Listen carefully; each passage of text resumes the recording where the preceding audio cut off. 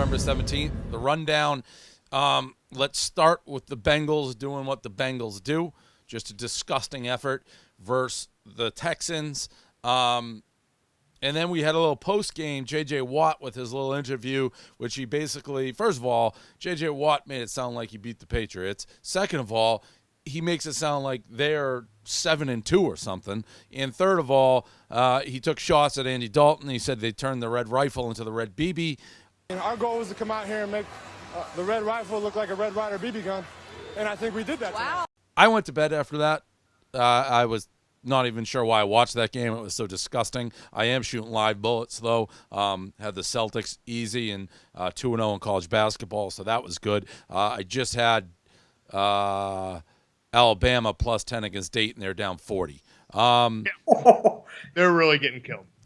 But I'm actually, Dave, not to interrupt you, but I'm in a Dave Portnoy unders thing, but with overs, where I'm just deep, and I'm just firing on all the overs because they have to, because they've been like, the overs have been killing, but I jumped in too late, and I'm like 0-5 in the last 5 overs. Gotta keep going. That's like jumping in on a craps table where you see people screaming and yelling for like 15 minutes. You're like, oh, I'm going to just give me like 22 inside or something times a million. Anyways, Dalton Watt. So I went to bed. I woke up. I saw this. I guess Andy Dalton like took exception to this little thing. Real exception, by the way. He's a really good player. And so there's a lot of kids and a lot of people that look up to him. And for him to make comments like that, I mean, he's just showing that, that's acceptable to do that kind of stuff and say that kind of stuff. And so, I mean, it's disappointing for one of the best players in this league to come out and say something like that. That's all I'm going to say about that. I think JJ's a good player. But for him to be one of the best in this league and to show that integrity and to show that type of, it shows what he's about. Like, very upset. It did look like he was going to cry. He is mad about, he actually did the impossible because I was getting ready to write that J.J. Watt has officially, I actually love how much I hate J.J. Watt because we need a white guy to hate. So people aren't like, you white guys only hate like LeBron and black people, the protests. He is the fate. Anytime anybody's like, you guys are racist, I hate him more than anybody. Oh, wait, you don't. Because you didn't stay up and hate watch all his post-game interviews like I did. So you're a fake JJ Watt. I did do that for LeBron. The post-game was actually the worst because you would have been going off, Dave. Ray Lewis was like lapping up everything that JJ Watt was spewing. JJ Watt said that he sat in the Houston Texans stadium by himself before they came to Cincinnati, just to get perspective on life and what being a fan and like how he's now all the way at the top and he wants to feel like a fan again. It was the most nauseating Monday Night Football of all time. The whole thing, when Hopkins scored a touchdown and JJ Watt like inserted himself in that. But by the way, Mike Tirico was like, JJ Watt, he does all this stuff off camera, and they did a slideshow of all the stuff he was doing on camera. I was like, what is going on right now? And then, like you said, Dave, this is what I wrote in the blog. I somehow take his side against Andy Dalton because Andy Dalton's such a fucking sniveling bitch. Well, it's not somehow. That red rifle to the red BB is like the dumbest thing anybody's ever said. Andy Dalton and Watt last night was a lame off. We had our boom off. That was a lame off. That was the lamest thing ever. And then immediately followed up with the lamest thing I can possibly imagine. Getting upset about a comment like that set back white athletes so much. Those are the two lamest white athletes. The Bengals are dead. Here's the thing. The Bengals are dead. Here's the thing. J.J. Watt had that line planned all week because if you watch that game, if Eifert catches maybe one ball, the Bengals win that game. Eifert might have missed like 25 balls that were thrown right in his hands. So Andy Dalton wasn't great, but it wasn't like, man, the Texans have figured out Andy Dalton. He's fucking Andy Dalton. Sometimes he's just gonna suck because he's Andy Dalton. But that post-game press conference by Andy Dalton, if I'm a Bengals fan, it's over. That was one of the softest. The hair, the leather jacket. You can't do that.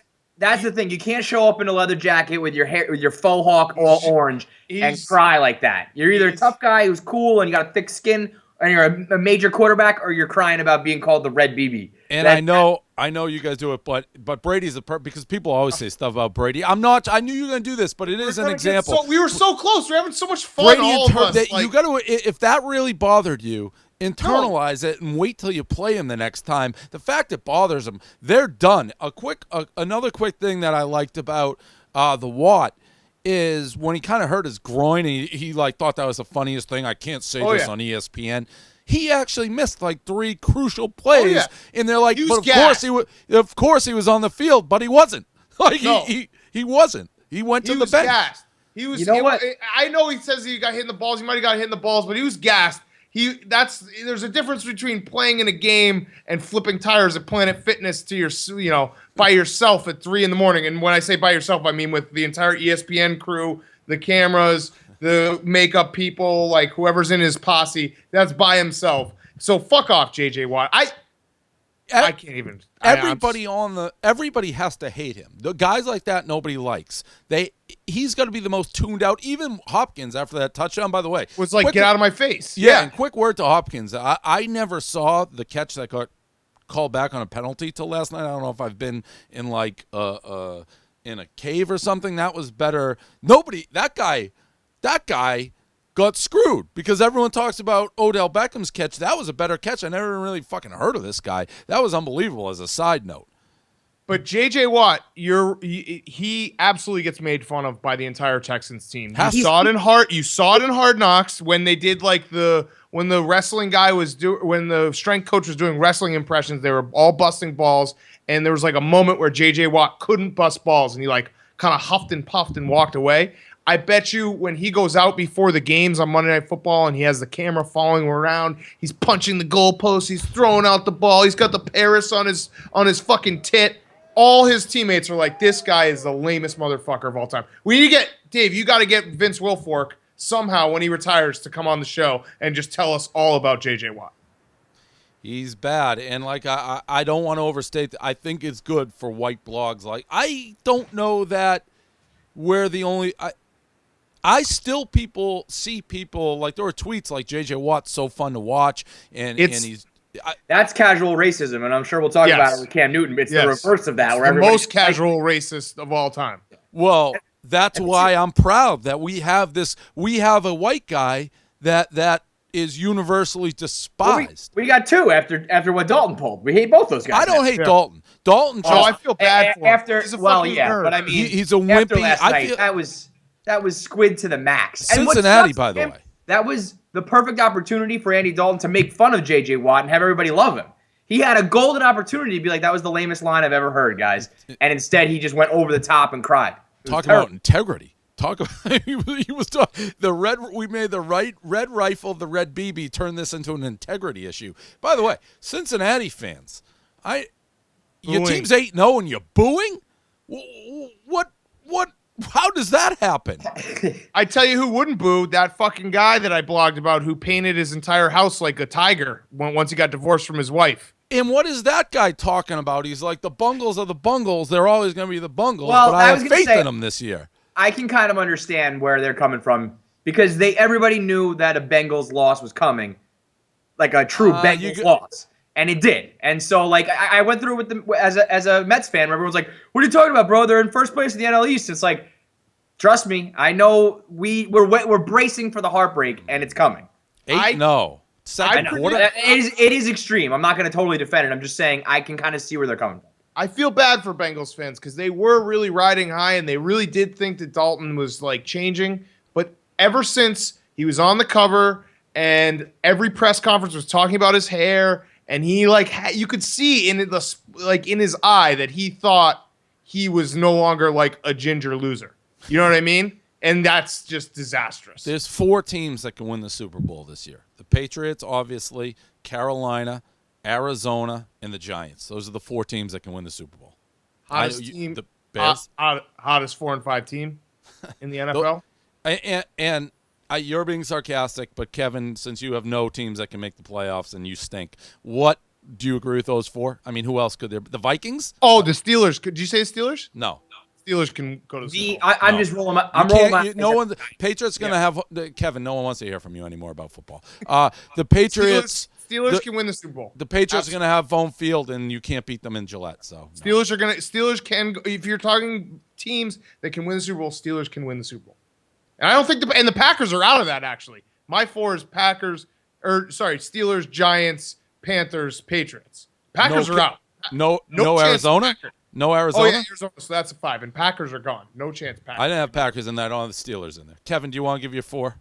No, I want to talk to you, Dave. Okay. This was the biggest story really of the day. Stingray Steve retired. He got bullied into retirement, but then Stingray Steve. And this is the great thing about the internet. Sometimes when you're down your lowest and you're like, there's a lot of shit and I don't want to go about because of protest, Paris, Stingray Steve retiring, and then he came back. 24 hours later, Stingray Steve did a 180, and he said, thanks for all the support. I will not be bullied into submission. And we have Stingray Steve continuing. Stingray Steve is a once-in-a-generation type internet guy because he's the real deal. There's nothing fake about him. He didn't do this for attention. He just loves Mississippi State. He loves his cowbell. By all accounts, Mississippi State's the worst place in America. And we have Stingray Steve leading the charge that all is right in the world. Stingray here, and I'm about to shoot the bull with you. I tell you, that's a nice looking fish there, Mr. Feinbaum. How you doing? This is Peter. Now, I don't know if you want me to get mad. I don't know if you want me to get mean. I don't know if you want me to get rowdy, but that's what I'm about to do. Big Cat. These are the videos, Dave, you and I, we can't get enough of these type of fans. Quick shout out to our boys in Detroit for successfully passing the fan conduct class. So that was awesome for them. But Stingray Steve, I'm so happy K. Marco blogged it the way he did and didn't reveal it, because I was on a roller coaster of emotion when I thought Stingray Steve had officially retired, and then he was like, I'm back. And the best part about Stingray Steve, there's two great parts about Stingray Steve. One, the fact that he gets advertisement, he has people selling ad space on his videos. I don't know if you watched to the end of the video. He goes in a whole thing where he's like, if you need housing in the Starkville area, call blah, blah, blah, blah. That's so perfect. The ending line of the I retire thing when he said, bullies, you've won, was, you can't. I mean, that's just that's just gold, solid gold. Let me tell you what was probably the funniest thing I've ever seen in my entire life. The portrait of him behind the mantle where he's posing. I don't know. I don't know if you saw it. It's the funniest. I couldn't even look away from it. That and the china, the little shrines, the cowbells. I don't even understand what's going on with him. He's so fat. It looks like he's been stung by a bee. His face is getting swollen, swallowed by itself. I mean, forget about Red Lightning and the Auburn Ball Boy, any of that shit. This guy blows them out of the water. All unintentionally funny. That's always the key. Yep. He doesn't even know he's being funny. And I mean, it was the quickest retirement of all time. But you can't keep a guy like that down. Do you know that Stingray Steve? I can't find his exact. Do you even know why it's Stingray? By the way, it's God bestowed. I'm going to give you the perfect nickname. Do we know why it's Stingray? No. There's Mississippi has Bulldogs. A little bit of ocean, but not much. So Stingray's in the lake. By the way, when he caught that fish and threw it into the fucking garbage can, I mean, everything he does is unbelievable. So why Stingray Steve? It's just one of those things. You can't even think. It's just perfect. Do you know how old he is? I don't. If I had to guess, I'd say early 40s. He's in his 20s. I love this guy. I love this Stingray Steve. I can't remember his exact age, but I remember seeing it and being shocked. He graduated from that's the craziest part is he graduated from Alabama. He actually went to Bama? In 2010. Yeah, I don't know. He's an enigma. Yeah, I thought for sure you're going to say went to some community college in Mississippi. No, he graduated in sports broadcasting from Alabama in 2010. So if that was undergrad, if that was an undergrad, then he's what? 27? Huh. That's strange. God. That's Southern age right there. That will take you down. And I don't mean that in a mean way because I don't want him to retire again. No, I would never say anything bad about Stingray Steve. Moving on. Honestly, who would? Even if you did, Kevin. You just called him fat and gross. Yeah, but in a loving way. Anybody who's actually even if you don't like Mississippi State, You can't actually hold a real grudge against Stingray Steve. I agree. I don't know that you can say your face permanently looks like it was stung by a bee in a loving way, but sticking with retirement, David Ortiz has pulled a Jeter, has pulled a Mariano Rivera, and after, I guess, according to Fat Face JJ, saying that he wasn't. Speaking of faces looking like you've been stung by a bee. After saying, first of all, so after Jeter's like, I don't know, after Ortiz was like, I don't know about Jeter and all this attention, I'm probably just going to go into the night during my last game. It seems like Fat Face JJ is trying to say we defend Ortiz. This is where people get it all screwed up. David Ortiz is arguably the greatest Red Sox of all time, the most to do with their World Series victories. He single-handedly beat the Yankees when they beat the curse. But he's a motherfucker. There's no doubt about that. He's always in the news. The time he busted in trying to get an extra RBI from Francona, he has done a lot of things that are attention-seeking whore-type things. And to think that he would ever retire without trying to do one of these tours is ridiculous. I hate it. I wish he didn't do it. 1,000 times. If you know anything about David Ortiz, this is what he's going to do. So that's my piece on that. He's a great player, but this retirement thing, these tours stink. Big Cat. They stink. And now I wonder, is it like planned? It almost, because now it's like every ballpark's going to do this for him, right? I don't know. Is he like on that level? I don't know. I think there, so far at least, there's been a pretty strict rule. It's been guys who have played for one team and one team only. All the people who have gotten the whole fanfare. It's been Chipper Jones, but this is Todd Helton, Mariano, Jeter. They're all lifelong for the one that team. almost makes it even worse that he's doing this because he's basically announcing it and being like, don't plan anything. It's like so inviting someone to a birthday party. Like, don't bring anything. Don't bring it. Where's your gift? Like, yeah. Dave Ortiz is going to go around America this summer and be like, where's my surfboard? Well, you know what I mean? Like, where's my guitar? Why aren't you guys doing that? I totally agree that this is right up his alley as a person, but then you can't have that comment because everyone's going to bring that up every single game. I agree, but that's who even the steroid thing, and I've said that the guy used steroids. The fact that he's like so adamant again, he obviously used steroids. So can I also say that he's someone who doesn't seem like the smartest guy in the world, and I don't think he knows like what he said 2 minutes ago. So he probably doesn't even think he's a hypocrite. If you showed him that quote, he'd be like, huh? Like, that's not me. I mean, he would pretend not to know English and pull that card. Right. Like, do the Rafael Palmeiro. Yeah, even when we did our home run video with him with cameras on, that's a classic Barstool video. He was talking like a drunken sailor. I mean, the things he was saying, like you wouldn't expect somebody to say that on camera. But yeah, no doubt, in between the lines, one of the greatest we've ever had. And he's certainly worth his career.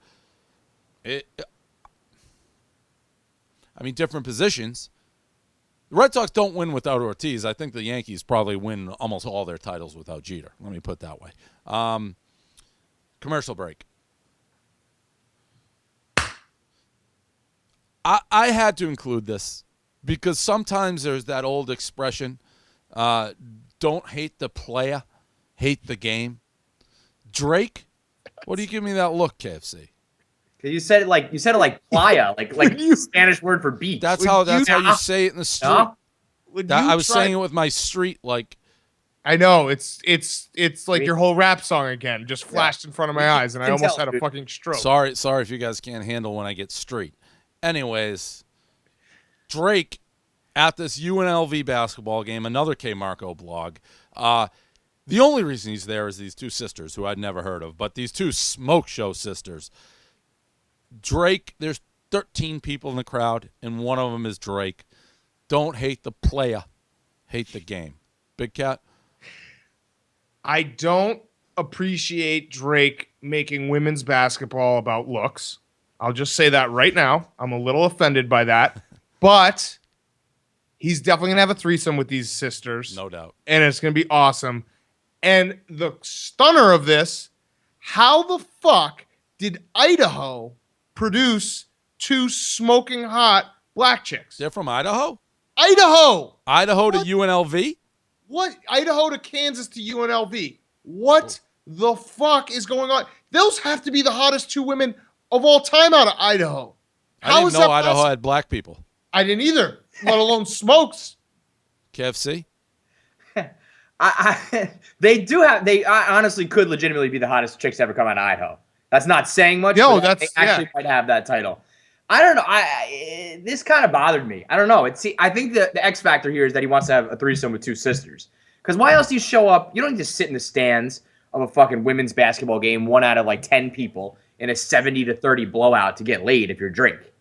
There has to be, the only reason is that I want to fuck two sisters, so I got to go above and beyond. Because otherwise it's like, why are you doing this, dude? Well, I disagree. I think it's a great like entree into the conversation. Like you're at the game.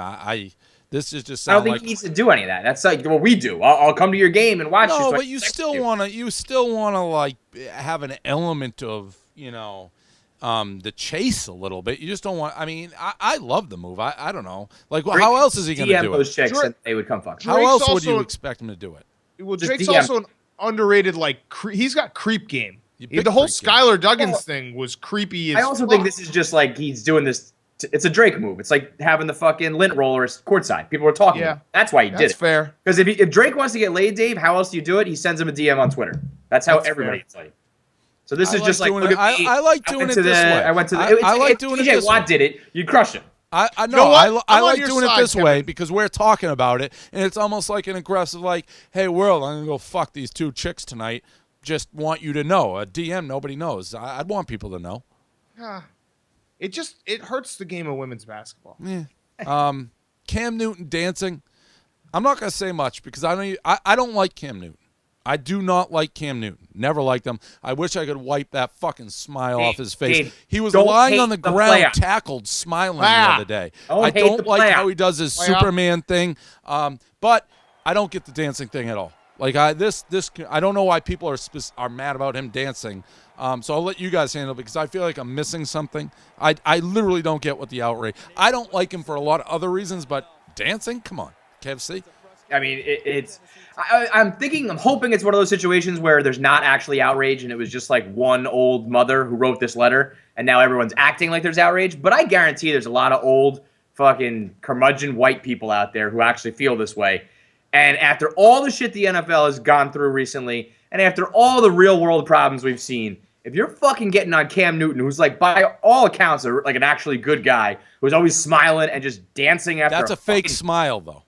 Whatever it is, he's like a pretty good dude who's usually just happy, and it's a touchdown celebration. I mean, this is the craziest thing to get worked up over if there are actually people out there getting worked up over. Agreed. I will say there's nothing worse in life than fake happy people. Big Cat. I agree with that, Dave, but this is like I tweeted, it's just flushing out all the casual racists. I'm not saying that you can you can hate Cam Newton and not be a racist, but there seems to be a lot of people who are like, I hate Cam Newton, but I don't he's just too arrogant for me. Dude, you're just basically saying you're racist because there are a lot of players in the NFL who act like Aaron Rodgers does the fucking double check thing. He's doing pistols. He's smiling. He's hopping around like a soccer player. You don't hate him. Like, you got to be consistent. If you're going to hate guys for being boisterous, you have to hate all of them, not just the black guy. I agree with that to a degree. My issue, and I do hate Cam, is he was doing it when they stunk. So, and Rodgers has been pretty good. So that, like, doing the Superman thing when you're like 2-12 and you're losing a game, that would bother me. White, black, and like I said, I hate J.J. White now, J.J. Watt the most. J.J. White, oh, that is as racist as it gets. That's micro. But I'm saying I hate him, J.J. White. I hate J.J. White. I'm going to stick with that. I invented that. I trademarked that, J.J. White. You have white guilt, Dave. What is the Dabo dance? Like, I know he didn't invent it. What is that? The dabbing? Like this thing? What is that? Is that a sexual dance? Do it again. Like I say, what? Do it again. Everybody dab. Is that it? Yep, that's it. Like this. You nailed it. Last one, Sacramento baby race. I put this in there because so the Kings have a bunch of babies line up. They crawl to their parents. Winner wins. This is why babies are the worst, and shame on you, KFC. But a dog is 1,000 times better than a baby. And this thing proved it, and this is the only reason I want to talk about it. How stupid are these fucking babies? They won't go to their parents. You put a dog out there, and you're like, come here, doggy. Doggy's running to you because he wants. Do I need to remind you of your piss-poor dog show performance where you had zero control over Stella? I had zero control over Stella? Zero control. I mean, like, borderline none. Dan, as a judge, back me up on this. Yeah, you didn't have much control. I over had total Salah. control. I mean, you lost the Dude, dog. you You just didn't have control.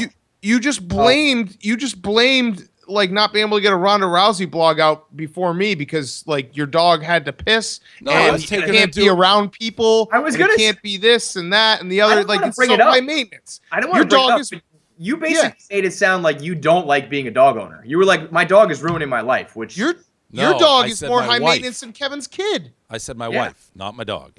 your wife is ruining your life for sure. I can attest to that.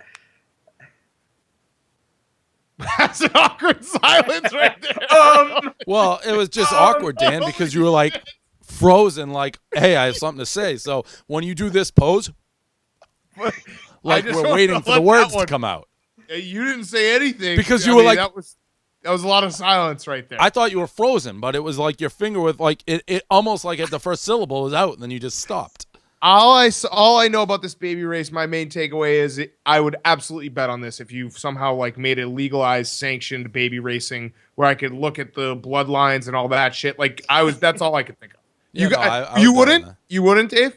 Of course. Right now, I've gone live bullets. That's why that our friend, and I don't want to say him because I don't want to get him mad. I want to be friends with our friend Rico, who if you RV? now he's, just by me saying that he's going to go off on like a 30 tweet tirade, like threatening to like blow people up.